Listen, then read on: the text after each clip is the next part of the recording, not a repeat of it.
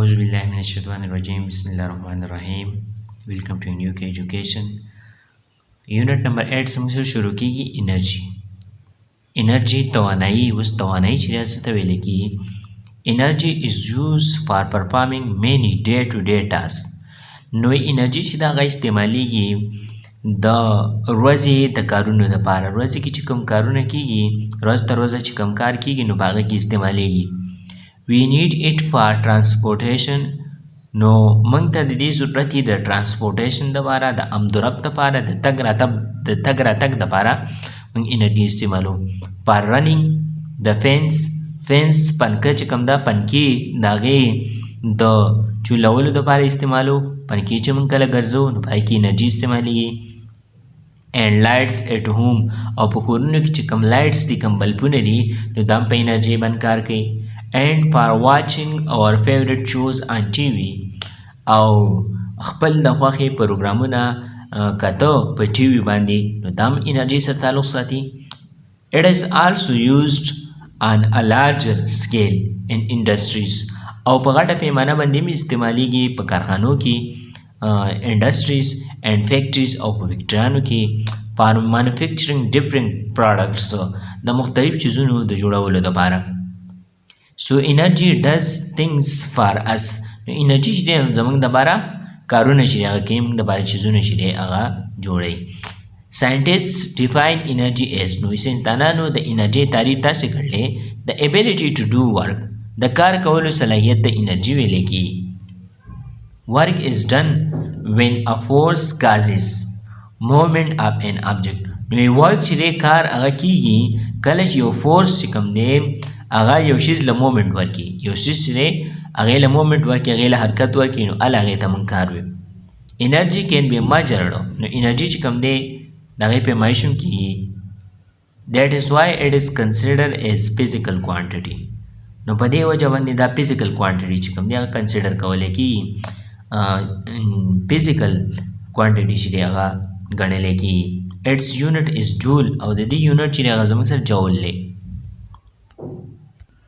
Tata sulile shi walking men da zamun sar energy da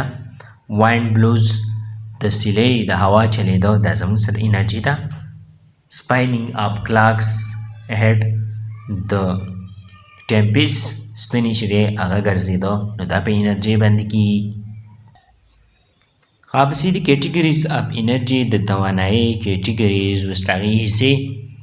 energy can be studied in different forms. نو انرژي چې کوم دی هغه موږ په مختلفو شکلونو کې د هغې مطالعه کولی شو لایک هیټ لکه درجه حرارت لایټ روشني رڼا ساوند اواز الکتریکل د بجلی په صورت کې ترمل او د حرارتي ایټیسی وغیره. بٹ انټرسټینګ پوینټ از دیٹ لیکن دلچسپ پوینټ چې دی هغه دا دی all energy types can be classified into two categories. چې ټول قسمه انرژیان چې کوم دي هغه بیا په دوه حصو کې تقسیم شوي دي کاینیټیک انرژي اینډ پوټینشیل انرژي حرکي توانایي او مخفي توانایي.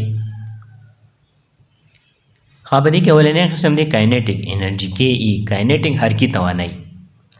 انرژي اف ا باډي ډیو ټو اټس موشن از کالډ کاینیټیک انرژي. نو وایي توانایي د یو جسم کم چې د هغې د موشن په حوالې سره هغې د کاینیټیک انرژي ویلی کېږي چې یو باډي چې مومنټ کوي نو کاینیټیک انرژي حرکي توانایي.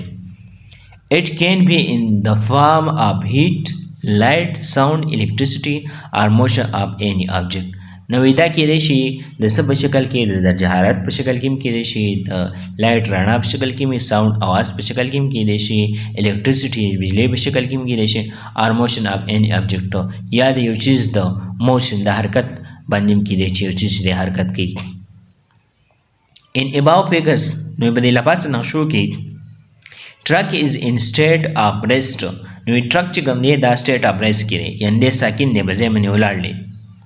So its kinetic energy is zero. نو د دې kinetic energy چې دی هغه زیرو ده ځکه kinetic energy د مومنټ سره تعلق ساتي دې مومنټ نه کوي ولاړ دی. while horses are running جبکې اسونه چې دي هغه رننګ هغه منډه وهي so they have kinetic energy. نو په دې kinetic energy ځکه چې دا مومنټ کوي. when the truck will move نو کله چې دا ټرک چې د موومنټ شروع کی اټس کاینیټیک انرژي ویل انکریز نو د کاینیټیک انرژي چې دی هغه به زیاتېدو شروع شي کاینیټیک انرژي به شروع شي اټ مینس دیټ وین ټرک سٹارټس موشن